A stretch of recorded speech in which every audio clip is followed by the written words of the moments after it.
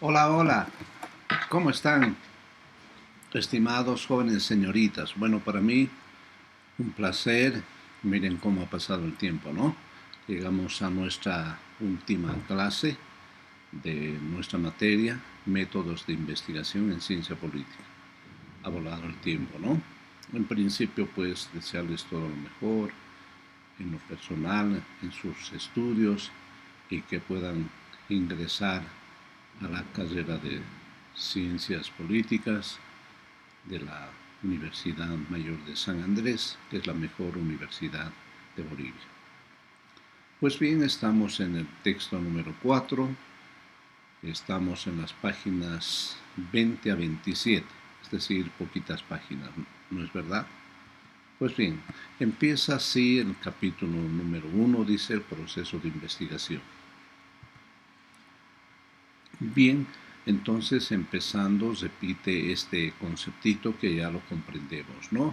Chicos, operacionalización de la teoría, operacionalización. Cuando escuchamos este término, nos referimos de que deviene, deriva de la hipótesis. Y la hipótesis tiene dos variables, una variable independiente y otra variable dependiente. Entonces, las variables no es verdad que son subjetivas, que no se entienden, que son conceptuales. De tal manera que a los efectos de hacerlos entendibles, comprensibles, medibles, concretos, pues se hace la denominada operacionalización. Y la operacionalización significa hacer cuadritos, ¿no? Con columnas que pueden ser varias y generalmente dos filas. Uno que tiene que ver con la variable independiente y la otra fila con la variable dependiente, ¿no? Entonces, mientras más filas hay, digo más columnas, porque las filas siempre son dos, ¿no? Salvando algunas excepciones, pues las columnas, mientras más son, es más complicadito, ¿no? Entonces convendrá hacer las estrictamente necesarias las columnas, ¿no? Puede ser que tenga, bueno, el concepto, bueno, obviamente la variable, ¿no? Variable independiente dependiente, luego el concepto que se entiende por eso, luego tendrá que tener, digamos, eh, los indicadores, los rangos, en fin, determinados conceptos, ¿no? Pues bien, sigo adelante. El proceso de operacionalización, como ya lo hemos visto, estimados chicos, no es otra cosa que elegir indicadores y variables, ¿no? Entonces, de tal manera que la operacionalización, pues significa poder hacer más gráficos, más medibles, más objetivos los conceptos, ¿no? Los conceptos que derivan de la hipótesis y de la variable independiente y de la variable dependiente. De eso se trata, ¿no? Y ya hemos dicho una hipótesis, generalmente una hipótesis es una afirmación, es una oración muy breve en general, que no debe pasar de 6 líneas, ¿no? Algo que es una verdad que se supone de manera anticipada, que se dice de manera empírica y las hay diferentes hipótesis, ¿no es cierto? Por ejemplo, esto de quién estudia más obtendrá mejores calificaciones. Y elevado a la ciencia política, por ejemplo, el buen político obtendrá mayores votaciones. Y así hay muchos tipos de hipótesis, ¿no es cierto? Por ejemplo, una hipótesis que no precisamente deriva del campo político, muy conocida, por ejemplo, el alcohol causa muchos problemas, una hipótesis. Empíricamente lo digo, pero es una verdad anticipada y la investigación lo dirá, ¿no es cierto? Pues muy bien, sigo adelante. Entonces, la operacionalización siempre significa cuadrito. ¿Para qué? Para ponerle pues conceptos, indicadores, escalas, para ponerle muchos elementos. Sí, como en este caso, recurro a este ejemplito muy simple que ya lo he citado más antes. Entonces, lo que ustedes tienen que hacer, estimados chicos, es también observar, ver, se pueden formular ustedes sus propias hipótesis y pueden sacar la hipótesis eh, independiente, después hipótesis dependiente y hacer este ejercicio de operacionalización que seguro estoy van a realizar cuando hagan sus tesis de licenciatura. ¿Listo? Entonces, este es un ejemplo, nada más, nada más. ¿Listo? Bien, sigo adelante. Entonces, ya entrando en la lectura del texto, el autor dice lo siguiente. Supongamos, continuando con nuestro ejemplo, que tenemos una hipótesis. ¿No? Una hipótesis es eso, es una aseveración, una afirmación de algo que empíricamente pensamos que es cierto, es verdadero, es cierto, ¿no? Entonces dice así, ¿no? Los ciudadanos de pequeña América de CES, ¿no? Eso de CES, abajito dice estatus socioeconómico. Se refiere, es una abreviación que emplea el autor para referirse a estatus socioeconómico. Pero el ejemplo que da no es comprensible para nosotros. ¿Por qué? Porque se trata de otra realidad, ¿no?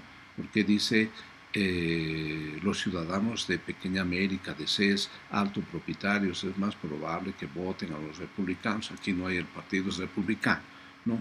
Entonces, para hacerlo comprensible, yo me permito poner este ejemplo, ¿no? Vinculado con la ciencia política, ¿no?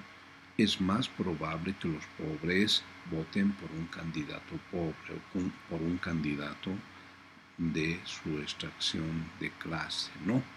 ¿Por qué? Porque se supone que un candidato de pobre que ha venido de la pobreza conoce pues la realidad, conoce la realidad de los pobres, ¿no?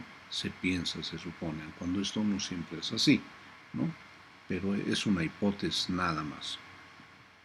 Bien, luego dice, no podemos sin más abordar uno de estos ciudadanos que no podemos abordar, ¿no? Así entrevistarle, porque la investigación supone hacer entrevistas, encuestas, ¿no? Decirle, bien sueltos de cuerpo, ¿es usted de estatus económico alto, bajo? ¿No? Así como diríamos de inicio, así de entrada nomás preguntarle, ¿no? ¿Por qué? Porque dice el autor, es probable que el entrevistado no entienda a qué se refiere esto de estatus socioeconómico. De tal manera que habrá que tener cuidado también a la hora de hacer investigaciones y con preguntas que entiendan nuestro entrevistado, entienda. Algunos lo entenderán perfectamente, pero otros no. Entonces tiene que ser un lenguaje pues que sea entendible, ¿no es cierto? Bien, por ejemplo, dice, y en segundo lugar dice, aun cuando obtengamos una respuesta, probablemente no seremos capaces de interpretar. Digamos, supongamos, dice el autor, que el entrevistado contesta, sí, soy de estatus socioeconómico alto. Alto, pero respecto de qué o de quién, como de la, como de alto. ¿Cómo define la persona la cuestión de estatus? O sea que puede haber diferentes interpretaciones para el entrevistador como para el entrevistado. De tal manera que hay que tener cuidado a la hora de utilizar los términos que sean apropiados, que sean entendibles tanto por el entrevistador como por el entrevistado, ¿no es cierto? Hay que ubicarse bien en el lenguaje, en los términos que pueda ser comprendible para el entrevistado, ¿no? Muy bien. Entonces continúa el autor y dice, cada uno de estos factores podría ser un componente del CES, pero tiene un significado un tanto diferente y debe medirse de manera distinta.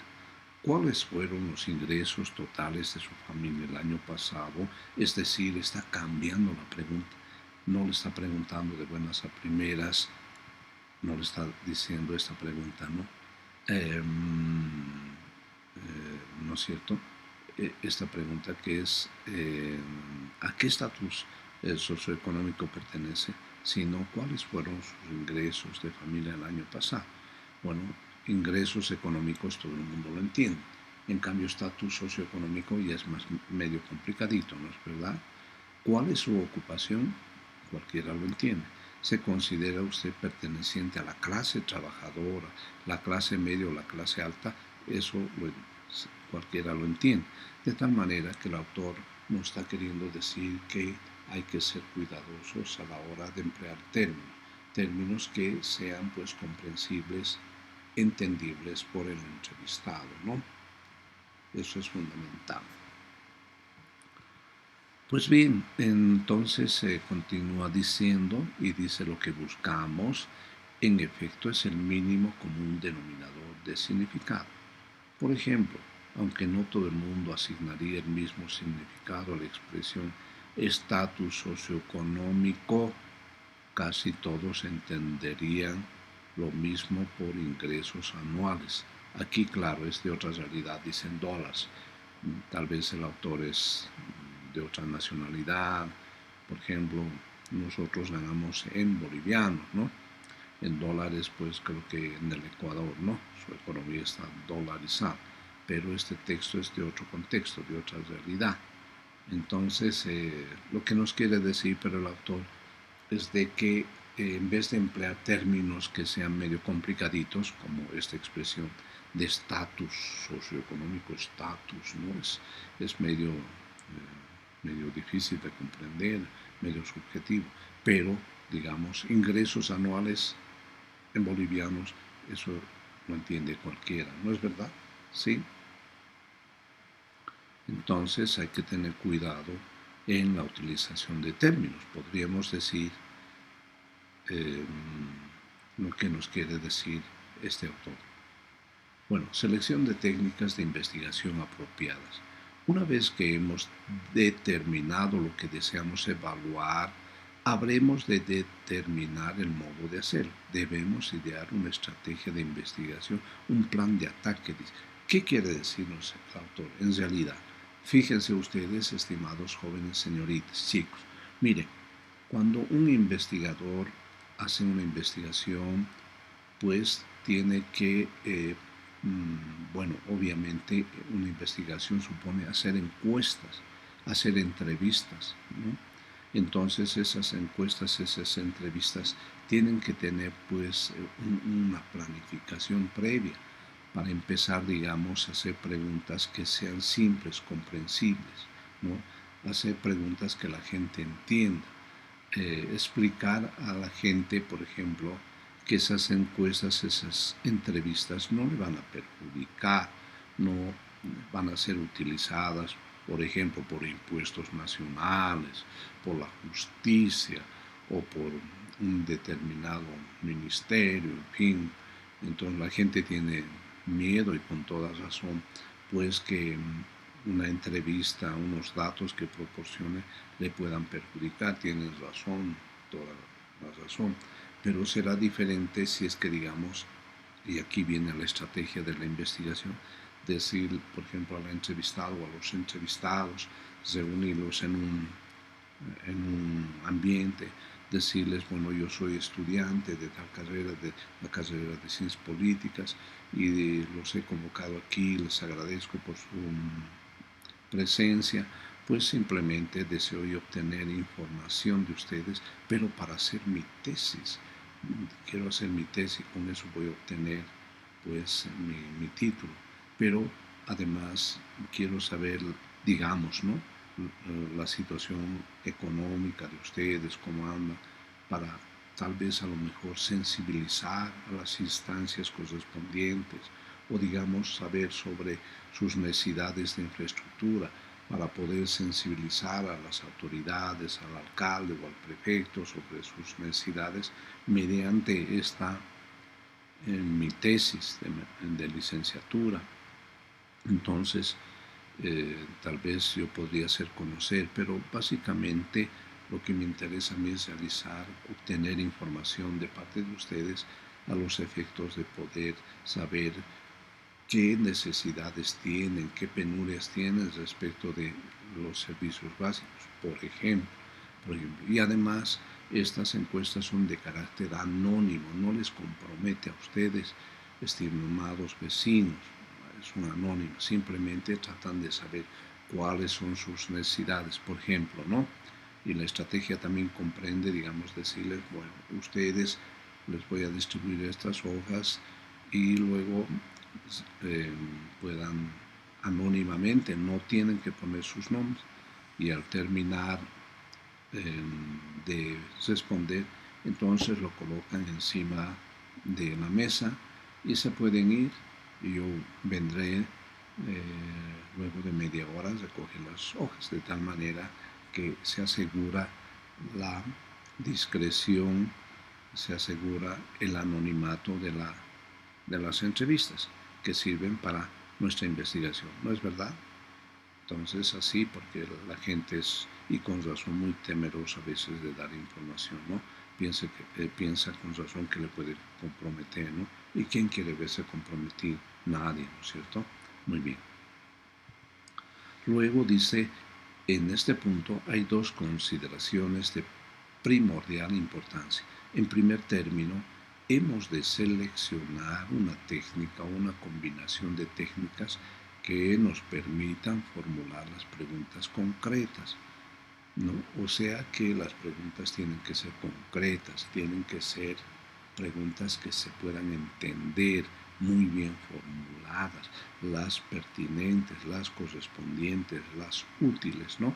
El investigador no puede realzar nomás así por así alegremente cualquier pregunta, sino tiene que pensar, tiene que reflexionar qué preguntas le sirven para los efectos de la investigación, de su investigación.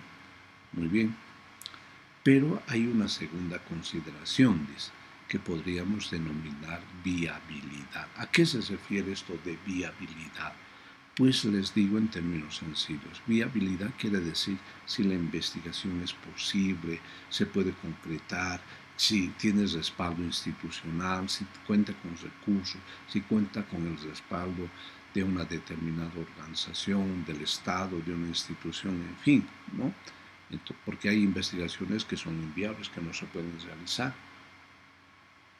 Porque digamos que faltas de recursos económicos, el investigador no tiene las posibilidades, ¿no? Entonces no es viable. Es viable si es que hay apoyo, si es que hay recursos económicos, materiales, medios, en fin, ¿no es cierto? Si hay ese concurso, ese respaldo, se habla de que la investigación puede ser viable o no viable, puede ser inviable, ¿no? Muy bien. Observación del comportamiento. La observación siempre es importante, ya lo he dicho, dentro de del proceso de investigación. Supone, dice, la aplicación real de la estrategia de investigación desarrollada en la tercera. Bueno, la investigación pues siempre valora mucho, muchísimo, pues la observación, ¿no? La observación es importante. Es la primera aproximación a la investigación, el observar la realidad. Digamos, si el investigador quiere investigar, digamos, sobre este mismo tema, la falta de infraestructura en la zona, digamos, Virgen de la ciudad del lago. Entonces no va a ir directamente a nadie se le va a ocurrir llevar sus encuestas y punto, no. Primeramente conocer la zona, el área, luego ver, observar in situ, en el lugar, qué hace falta, el alumbrado público, cómo es las vías, si son asfaltadas, son de piedra, son de tierra, que generalmente ver si es que hay escuelas y observar. La primera aproximación de la investigación es la observación, así llana y sencilla, ¿no? Observar. Y luego después ya vendrán ya los otros pasos consecuentes de la investigación, ¿no? Pero siempre se empieza por la observación de todo, ¿no es cierto? Y luego después ya siguen las siguientes etapas, ¿no? Muy bien. Luego, el autor sostiene en la página 23 de este texto número 4 lo siguiente, dice, la posibilidad de generalización es la posibilidad de generalizar o ampliar con cierto grado de seguridad las conclusiones a las que hemos llegado, observando el comportamiento en algunos casos, el comportamiento presumible de toda una población, ¿no? Entonces, lo que está queriendo decirnos el autor, de que obviamente al final de una investigación, pues se tiene que llegar a una generalización, digamos, de los servicios básicos. ¿Cuál sería la generalización? Decir, por ejemplo, la mayoría de los pobladores de Villa Ingenio carece de agua potable en sus viviendas, no tiene. ¿Por qué? Porque la investigación así lo dice, ¿no? Y dirá, por ejemplo, puede establecer rangos, parámetros, puede decir el 80% no dispone, el 10% dispone de una pileta pública en la zona y el otro 10% sencillamente no dispone de una pileta pública y tiene que ir a otra zona, digamos, supongamos, ¿no? Es una investigación. Pues bien, seguimos adelante. Análisis de datos, dice, análisis de datos. Los elementos de información sobre cada caso que reunimos durante nuestras observaciones se llaman datos. Bueno, importante es pues la observación, ¿no? Es lo más importante de principio de toda investigación, la observación. La observación, ¿no? La observación es un método, el más simple, pero también muy importante, ¿no? Lo primero para analizar cualquier tema, digamos, sobre, por ejemplo, los problemas de la vivienda. Entonces yo voy a la zona, veo la calidad de la vivienda, observo, ¿no? Entonces la observación es importante, ¿no? La primera aproximación y muy fundamental a toda investigación, ¿no? Lo primero. O por ejemplo, ya en el tema político, digamos, la observación, digamos, por ejemplo, de los gremiales, de la marcha de los gremiales, por qué marchan, por qué reclaman, qué es lo que piden. Entonces, si queremos estudiar la problemática de los gremiales, entonces nos tendremos que constituir en la marcha, ver, observar, leer los letreros, qué es lo que dice, qué protestan, por qué protestan, con qué cosas piden, y ahí observar, ¿no es cierto?, la conducta de las personas. Algunos irán airados, gritando, vociferando, ¿no? Y otros más callados, más pacíficos. Ver, observar la composición de la gente, si son más mujeres, más varones, si es mixto, si son la composición etaria, si son personas jóvenes, si son de la tercera edad, si son una mezcla de todos ellos.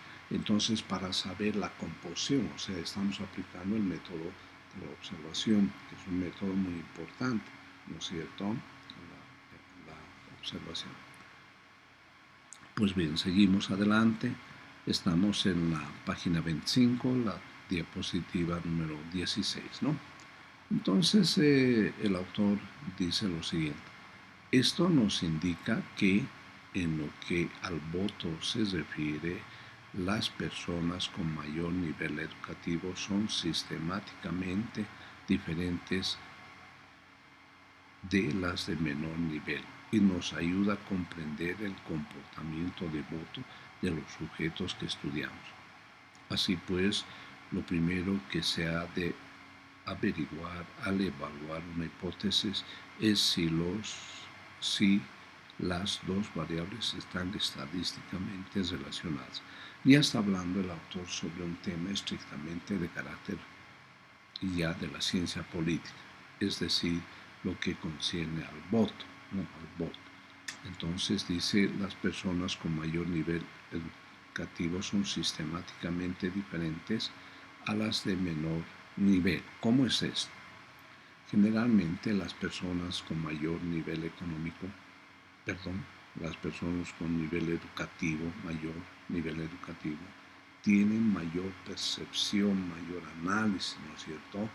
Tienen mayor percepción, que es diferente de las personas que tienen un nivel formativo menor, ¿no es cierto? Un nivel formativo menor, no conocen mucho, no se dan cuenta, no percibe mucho, en cambio el que tiene la posibilidad y un nivel educativo mayor, pues razona, piensa, reflexiona mejor que una persona que no estudia. Eso nos quiere decir el autor, lo cual es ciertamente evidente, ¿no es cierto? Y en esa medida también se dice que un pueblo más estudioso, más educado, todo, pues es menos propenso a ser víctima de los políticos, a ser engañado, ¿no? Porque ya está preparado, reflexiona, recapacita, piensa, analiza, ¿no? En cambio, una persona con nivel menor educativo, pues no tiene esas herramientas, ¿no? Y por tanto es más fácil expresa de ser engañado, ¿no? Muy bien. Estamos en la diapositiva número 17, siempre de nuestro texto número 4, la página número 25, y el autor dice así: pero también podríamos sostener que cuanto más alto es el nivel de educación de una persona, mayor es su tendencia a considerar fútil la actividad económica, es decir, digamos, la actividad política es, por decirlo en términos coloquiales, un disparate, es cualquier cosa, no me interesa, ¿no? Entonces, por otra parte, está haciendo el autor, ¿no? Entonces, claro, ¿por qué para un nivel de educación de una persona, es decir, una persona que tiene un nivel, pues, educativo mayor, pues la política es algo inútil, algo aburrido, algo de lo cual está cansado, que piensa que no sirve para nada, ¿no? Que es fútil, como dice el autor? Pues porque mediante su reflexión, análisis, pues se ha llegado a desencantar, ¿no? A desencantar, dicen, los políticos siempre son lo mismo de siempre, y la política es lo mismo, ¿no? Entonces yo no quiero vivir de la política, siempre es un engaño, un fraude la política, ya estoy hartado, ya estoy hasta aquí de la política, entonces reniega, ¿no? ¿Por qué? Porque he analizado cómo es a veces esto de la política y a veces causan pues desengaños, ¿no? Digamos, los políticos que prometen y prometen cosas y a veces no cumplen, ¿no? No cumplen. De tal manera que llega a la gente a veces desencantarse. Y generalmente, como muy bien sostiene el autor, dice que cuanto más alto el nivel de educación de una persona, mayor su tendencia pues a resistirse de la política, a renegar de la política. No me gusta la política, estoy cansado de la política, ¿no? Siempre lo mismo, siempre los mismos, ¿no? Entonces, esa es la tendencia a veces en el plano real de lo que acontece con la política, ¿no? La gente llega a cansarse y no quiere saber más de la política, ¿no? Pero bueno, obviamente habría que decir también que la política es apasionante, ¿no? Es viva, es vital, es pues apasionante la política, ¿no? Es apasionante porque es el día a día, ¿no es cierto?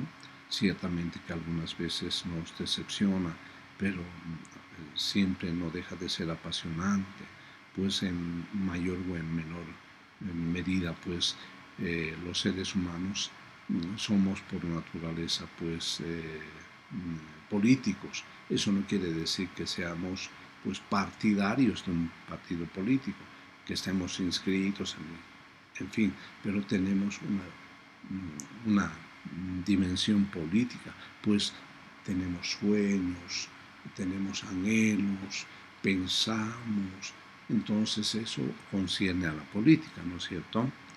Y pues la política es así, es bastante apasionante, ¿no? Y llegan momentos en que es más apasionante, ¿no? Por ejemplo, cuando son las elecciones. De hecho, el día de mañana, bueno, hoy día grabo esta elección, es un día antes de las elecciones de la ciudad, bueno, en la República de la Argentina. Entonces, mañana pues la política se va a manifestar con toda su pasión. y los ciudadanos van a ejercer su derecho al voto, ¿no es cierto? Y con eso sus deseos, su vocación, pues, para identificarse con un determinado frente o persona de carácter política, ¿no? Es el momento culminante, diríamos, en la política, ¿no? Las elecciones presidenciales. Bien, después estamos en la página número 25, estamos en la interpretación de los resultados, dice, ¿no? El autor. Finalmente, dice, llegamos a un punto en que debemos unir todos los elementos de nuestro estudio.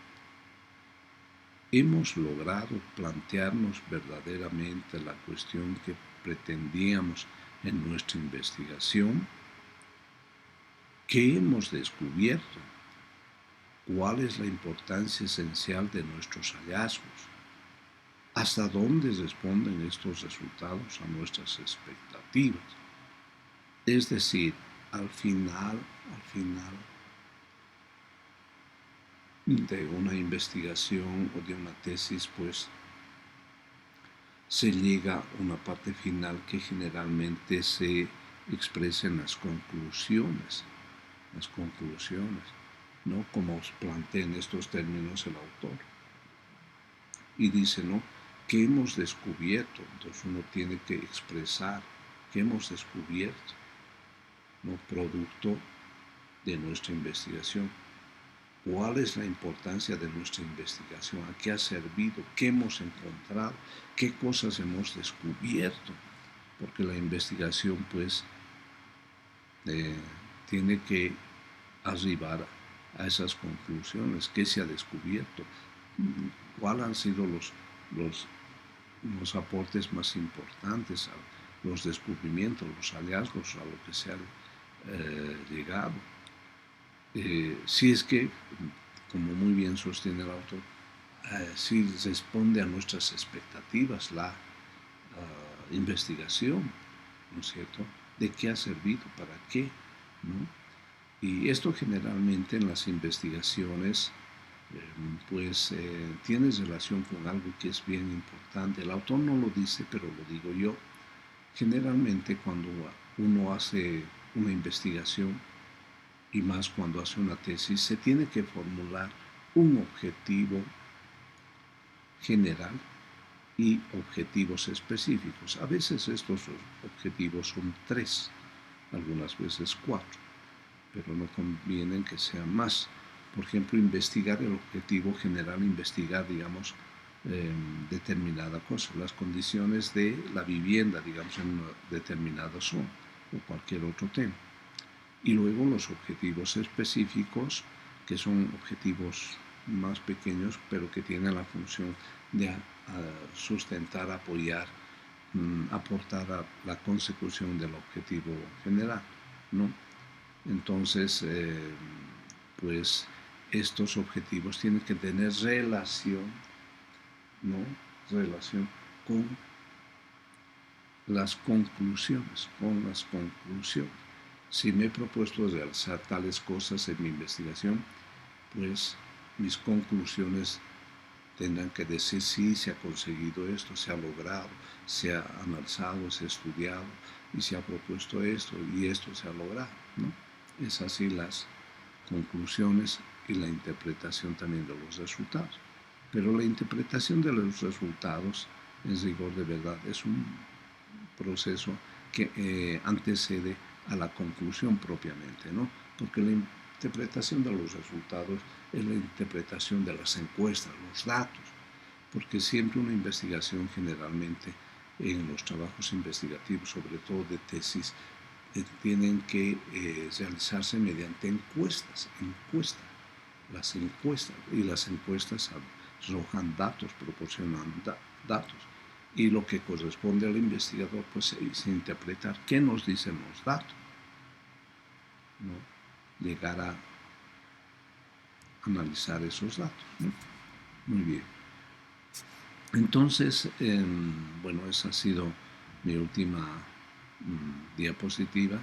Y pues, ¿qué decirles al final de este proceso, estimados jóvenes señoritas?